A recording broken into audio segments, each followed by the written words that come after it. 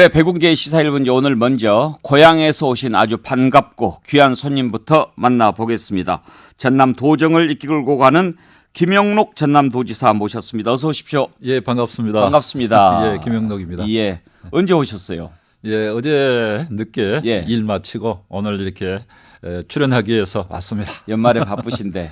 이렇게 와주셔서 감사합니다. 저는 이렇게 전국적인 방송에 KBC에서 서울센터를 만들고 예. 또 불러줘서 대단히 감사합니다. 사실 이 KBC 센터, 광역방송센터는 서울에 있지만 항상 저는 여기가 우리 광주 전남 도민들이 함께하는 자리다 그런 생각으로 방송하고 있습니다. 예, 그래서 앞으로 우리 전남도 이제 전국적으로 예. 또 세계적으로 무대로 이렇게 우리가 지향을 해야지 예.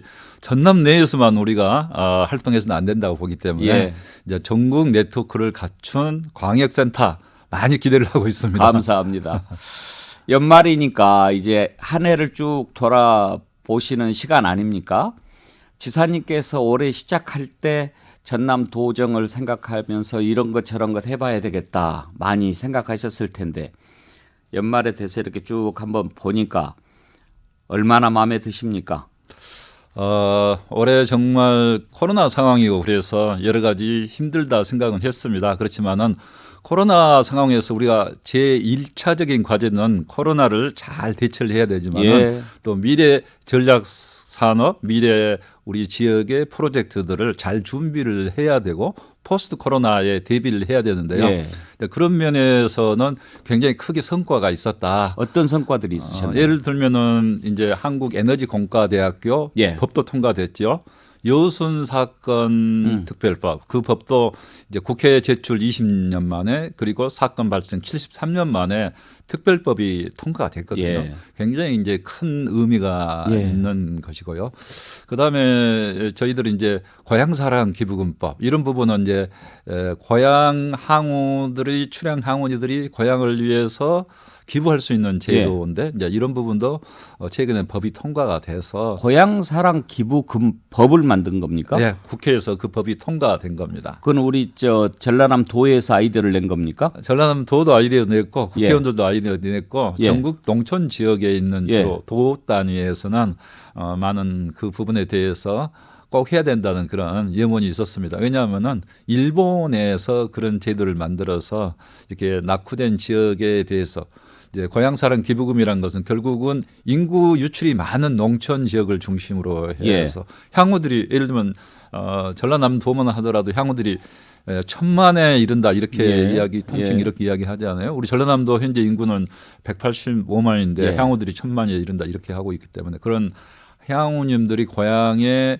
발전에 이렇게 기여할 수 있는 기부금을 내면은 일정 부분 세금 감면을 해줍니다. 그래서 나는 기부금을 내는데 무슨 법을 만드나 그랬더니 기부금을 잘 낼 수 있도록 법을 만들어 주는 거군요. 기부금을 내는데 자기 주로 이제 고향에 내겠죠. 뭐 고향이라고 지정된 것은 아니지만은 아무래도 어느 자치단체에 기부금을 낼 거냐. 결국 고향이 내지 않겠느냐 해서 고향사랑 기부금법이라고 합니다. 고향에다가 기부를 하면은 세금 감면 혜택이라든지 이런 걸 줍니까? 세금 감면 혜택을 주고 그 해당 고향에서는 일정 부분 농수산물을 선물할 수 있습니다. 그래서 일석이조가 되는 거죠. 고향사랑 기부금을 통해서 재정에 보탬이 되는 것이고 그다음에 그 지역의 농수산물을 선물로 드리니까 좋습니다. 농수산물은 판매되는 거고. 좋습니다. 또 어떤 성과가 있으셨나요? 그리고 오신 김에 자랑 좀 하세요. 자랑을 하려면은 가지수가 너무 많아서 중요한 것만. 그러면서 저희들이 이제 예산 확보 측면에서도 예산이 이번에 이제 대거 많이 확보됐거든요. 그래서 우리 전남에 그동안에 해왔던 중요 프로젝트들이 예산이 거의 확보가 됐습니다. 그런데 이제 그런 그 많은 성과가 있었다고 보지만은 아쉬운 게 또 있죠. 국립의과대학 유치 문제.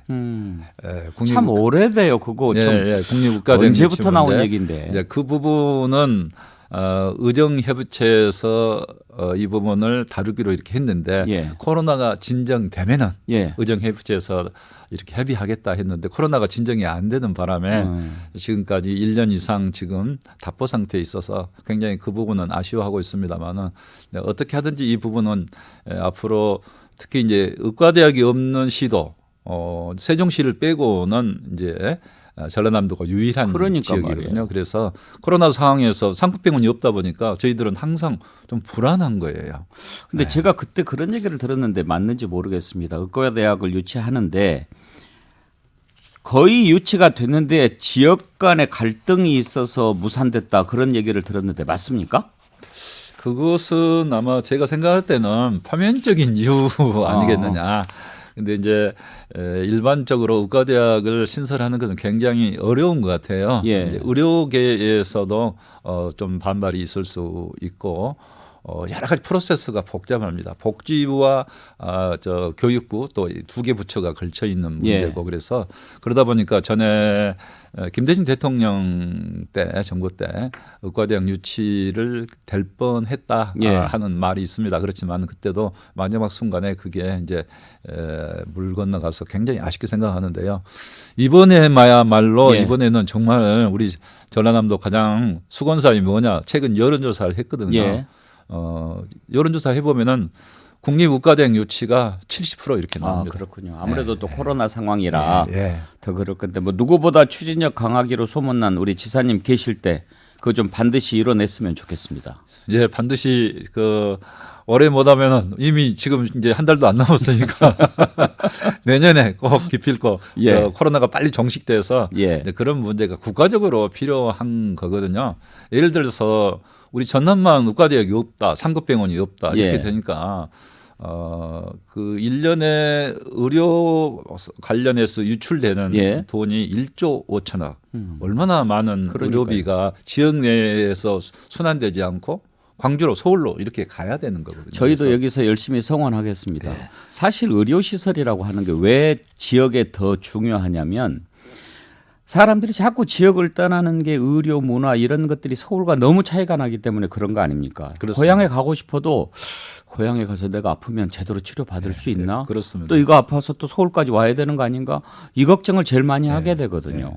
그래서 30대, 40대는 교육 때문에 떠나는 것이고요. 연세가 많으신 분은 가장 중요한 부분이 의료입니다. 저도 빨리 이렇게 일 끝나면 고향에 내려가서 살고 싶어요. 웰컴입니다. 오십시오. 코로나 얘기 나왔으니까 말인데 요즘에 계속 확진자가 많이 나와서 걱정인데 혹시 전남은 오늘 확진자가 얼마나 나왔는지 파악하고 계십니까? 예, 저희 전라남도도 안타깝게도 요즘에 69명 오늘 아침에 자료 보니까 어제 69명, 그제는 67명 뭐 이렇게 해서 20, 30명대에서 조금 3, 40명대 하다가 이제 60명대로 이렇게 이틀간 이렇게 나왔는데요. 굉장히 저희들도 안타깝게 생각을 하고 있습니다. 60명대면은 전남에서는 가장 많이 나온 수치입니다. 네, 가장 많이 나온 숫자입니다. 그래서 그 동안에는 거의 청정 지역이었군요. 청정 지역이어서 뭐 항상 뭐 10명 내에 뭐 서너 명 나올 때도 많이 있었고 제로를 기록할 때도 꽤 있었는데요. 최근에 이제 전국적인 현상으로 이렇게 크게 7,000명대 이렇게 되면서 주로 접촉자인 경우가 많습니다. 이렇게 수도권에 여행하다가 접촉된 경우, 또 수도권 분이 와서 접촉된 경우. 그래서 저희들이 이제 가능한 이동을 좀 자제하시고 특히 청소년 어린이는 타 지역 동반할 때 특히 주의를 하시거나 동반하지 않는 게 좋을 것 같습니다 하는 그런 이야기를 많이 합니다. 주로 학생들이 타 지역 여행하다가 접촉되는 경우거든요. 전남에서는 그러면 코로나 관련해서 어떤 대책을 세우고 계십니까? 그래서 가장 이제 우리가 의료 상황에 그걸 따라갈 수 있겠느냐 하는 게 가장 큰 문제 아니에요. 결국 코로나 발생 숫자가 문제가 아니라 우리가 의료 상황이 어디까지 커버할 수 있느냐. 10,000명 커버할 수 있다. 그런데 지금 10,000명은 아니다. 지금 대체로 지금 여론이 그러지 않습니까? 그런 것처럼 그래서 전라남도는 뭐 60명, 70명 되면은 커버가 가능하다고 봅니다. 그렇지만은 노인층 어르신들이 많잖아요. 그러니까요. 그렇기 때문에 저희들은 재택 치료가 한계가 있다 이렇게 보고 있어서 저희들은 재택 치료보다는 저희들이 이제 생활치료센터에 보내야 되는데 생활치료센터도 풀로 찰 수가 있기 때문에 예. 시군 단위로 해서 생활 격리 시설, 확진자 격리 시설 주로 이제 어르신 위주로 예, 예. 운영을 해서 재택 치료의 이용을 좀 줄이는 필요가 있다. 그래요. 고령자가 사실 많으니까 재택 치료는 좀 문제가 있는 그래서 저희 전남은 방법입니다.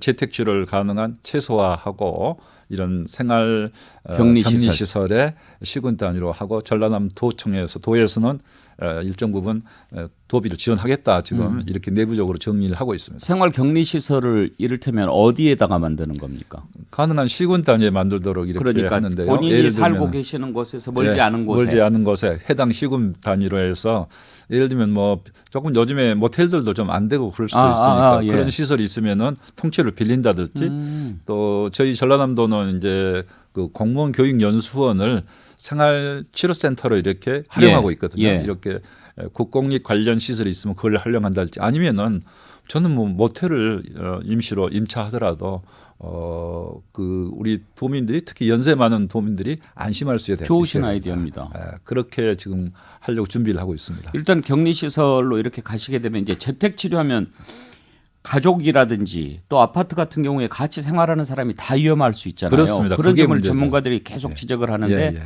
격리 시설이 가까운 곳에 있으면 일단 그쪽에 가서 전파도 차단하고 또 집에서 멀지 않은 곳에서 치료받을 수 있다는 예. 심리적인 안정감이 있지 않습니까? 그렇죠. 예. 그리고 만약에 어떤 상황이 발생하면 즉시 되고 상급병원, 중급병원 이런데 이송을 해서 치료할 수 있게 그런 조치가 가능하도록. 그러면 생활치료센터는 치료센터대로 하고 예. 이제 확진이 되거나 그러면은 격리시설로 생활 보내고. 격리시설. 이제 저희들은 밀접 접촉자도 격리시설을 운영하고 있는 지역도 있습니다. 예. 그런데 저희들은 확진자 격리시설을 운영하겠다는 거죠. 예. 아무튼 더 안 나오도록 하는 게 아주 중요하죠. 예. 그래서 저희들은 이제 월요일 날은 예. 저희들이 캠페인을 좀 벌이기로 했습니다. 예. 자영업자들이 어렵기 때문에 저희들이 뭐 영업 시간을 단축하다든지 그것은 지금 생각하지 않고 있고 예. 이제 이동 자제, 모임 자제는 좀 호소를 할 필요가 있다. 우리 국민들이 이제 그런 면에서 그동안에 못다 했던 욕구들이 분출하면서 많은 여행을 많이 하거나 또 모임을 자주 많이 하게 돼서 특히 연말에 그러면 좀 걱정돼서 그런 캠페인을 좀 벌일까 합니다. 아, 좋은 캠페인입니다. 아무튼 그래도 다른 지역에 비해서는 적으니까 조금 안심을 했는데 그 자체에서 가장 높은 수가 나왔다고 하니까 약간 걱정이 좀 되는군요. 근데 뭐 대응을 그렇게 하고 계시다고 그러니까 또 좀 마음이 놓이네요. 예, 잘하겠습니다. 알겠습니다. 잠깐 그러면 전하는 말씀 듣고 또 이어가도록 할까요? 네. 백운계 시사 1번지 1번지에서 만난 사람 오늘은 김영록 전라남도 도지사 만나고 있습니다. 앞부분에서 올해 해내셨던 일들 쭉 들어봤는데 혹시 더 자랑하고 싶은 거 있으신가요? 네, 우선 그 우리나라 이제 섬이 많잖아요. 예. 그런데 우리 전라남도가 전국 섬의 65% 이제 2,145개. 그래서 그 섬 진흥을 유치하려고 노력을 많이 했는데 네. 금년 4월달에 섬진흥원이 개설되기로 됐고 실제 이제 개원은 10월달에 한국섬진흥원이 목포에 들어서게 돼서 예. 그런 점도 이제 앞으로 많은 그 섬 정책의 컨트롤 타워 역할을 할 수 있게 예. 된 거거든요. 진흥원은 뭐 하는 데예요? 섬 정책에 대해서 지금은 이제 예를 들면은 국토부랄지 해양수산부랄지 문화관광부랄지 행정안전부랄지 예. 여러 부처의 섬 정책들이 지금 분산돼 있거든요. 지금 신안군이 섬이 제일 많습니까? 신안군이 제일 많죠. 예, 예. 그래서 그런 정책들을 다 함께 컨트롤 타워 역할을 할 수 있는 그런 진흥원을 만들어서 좀 이제 추진책을 갖춰보자는 건데 예. 일본이나 중국도 있어요 그런 예. 그런 진흥원이 근데 우리나라만 없었는데 그렇군요. 이제 만들어진 거고 그다음에 이제 섬 정책 관련해서는 전라남도에서 섬 주민들에 한해서는 어느 섬 아무리 멀어도 1,000원이면은 왔다 갈 수 있는 여객선 운임 제도. 아. 그래서 1,000원 버스 있잖아요. 예. 서울에서는 1시간 타도 1,000원, 1,200원. 예. 택시는 1,000원 택도 없죠. 예, 100원 택시가 있긴 있어요. 100원 농촌에는 100원 예, 택시가 예. 있어서 한 달에 몇 번 기회를 주는데 섬 주민들은 고속도로도 없죠, 철도도 없죠, 아무 예. 혜택도 없는데 운임이 너무 비싸잖아요. 예. 그래서 그동안에 그것을 이제 정부에서 많이 보조를 해줬어요. 그런데 이제 더 낮춰서 아예 섬 주민에 한해서는 1,000원을 내면은 예. 여객선을 이용할 수 여객선을 있도록. 이용할 수 있도록. 그래서 이제 호응이 굉장히 좋고요. 예. 앞으로는 이런 섬에 대해서 여객선, 육지분 관광객들이 갈 때도 좀 보조가 필요하다고 생각합니다. 그렇죠. 왜냐하면은 아까도 말씀드렸지 모든 것을 민간 여객선 제도에 맡기고 있기 때문에 운임이 비싸요. 그러니까 국가가 좀 일정 부분 지원해 줘야 된다 이렇게 생각하고 있고요. 알겠습니다. 잠깐만요, 지사님. 자랑하려고 하면 끝이 없을 것 같고요. 또 시간은 정해져 있으니까 아쉬웠던 것, 어떤 점이 가장 아쉬우셨는지 그거 하나만 말씀해 보실래요? 아쉬웠던 것은 아까 말씀드린 대로 이제 국립의과대학 유치 예. 문제랄지 흑산공항 문제, 흑산도에 공항을 만들어서 섬 주민들의 교통복지, 교통 예. 이동권을 좀 보장을 해주고 또 관광객 유치 차원에서 도움이 된 거고 또 해양 주권 수호에 크게 도움이 되는데 이 부분이 이제 그동안 국립공원위원회에서 통과가 안 되는 바람에 예. 답보 상태에 있었는데요. 해결의 실마리를 찾았다 이렇게 말씀을 드립니다. 흑산도 공항 예. 들어설 것 같습니까? 들어설 걸로 봅니다. 들어서야 합니다. 울릉도에는 공항이 생긴다고 그러는데. 흑산공항이 먼저 그 예산 확보를 먼저 하게 됐어요. 그랬습니까? 그랬더니 아니 흑산공항은 되는데 인구가 더 많은 울릉도 공항은 안 되느냐 예. 해서 함께 추진하기로 했는데 음. 울릉공항은 세계 지질공원이에요. 예. 국립공원은 아니에요. 예. 그래서 국립공원위원회의 심의를 안 받기 때문에 이미 통과가 돼서 시작을 했고 흑산도는 해양국립공원입니다. 아. 그래서 국립공원 심의 과정에서 좀 늦어진 건데 아무래도. 꼭 돼야 된다. 예. 될 걸로 이렇게 생각을 합니다. 그런데 흑산도 공항을 만든다 하더라도 큰 비행기는 못 오지 않겠어요? 예, 요즘에는 이제 그 50인승 예. 비행기, 저도 50인승 비행기도 타본 적도 있고, 또 현재 무안국제공항에서는 52인승 비행기가 다니고 있어요. 예. 근데 50인승 비행기가 굉장히 쾌적합니다 생각보다. 그리고 이 제트 엔진이긴 하지만 프로펠러로 예. 이렇게 기동하는데요. 프로펠러 기능 굉장히 안전성이 뛰어나다 그럽니다. 그래서 저는 그게 취향이 되면은 대박 그렇겠네요. 나지 않겠느냐 이렇게 생각하고 있습니다. 흑산도, 홍도 그 주변 관광 수요도 꽤 많지 않습니까? 그렇죠. 이제 흑산공항이 되면은 홍도도 30분 만에 예. 갔다 올 수 있기 때문에 예. 홍도 관광도 굉장히 활성화될 수 있고요. 이제 우리나라는 지금 섬의 울릉도 공항, 흑산공항 지금 이렇게 추진하고 있는데 예. 일본 같은 공항 같은 경우는 섬에 공항들이 꽤 있습니다. 예. 그래서 우리도 이제 이런 부분을 앞으로 더 확충해야 된다고 봅니다. 알겠습니다. 자, 이제 내년에 대선 있지 않습니까? 대선을 앞두고 각 지역마다 또 다 바라는 것도 있고 또 후보들도 공약을 내걸고 막 그렇게 하는데 내년 대선 국면에서 우리 전라남도는 어떤 부분들이 가장 필요하다, 어떤 정책이 우선돼야 된다 이런 이야기 후보한테 좀 하셨어요? 예, 저희들이 뭐 간단히 이야기 드린 바는 있고 저희들이 그 차기 정부의 국정 과제가 무엇이 돼야 되느냐, 특히 전라남도 입장에서 차기 정부 국정 과제에 대해서는 이미 프로젝트를 잘 만들어서 각 후보 진영에 정당에 또 예. 전달을 했습니다. 전남에서는 어떤 점을 가장 우선시하고 계십니까? 이제 차기 정부 국정 과제 중에서는 우리 전라남도는 예를 들면은 한국에너지공과대학교, 예. 해상풍력발전단지 이런 부분이 문재인 정부의 국정 과제였거든요. 예.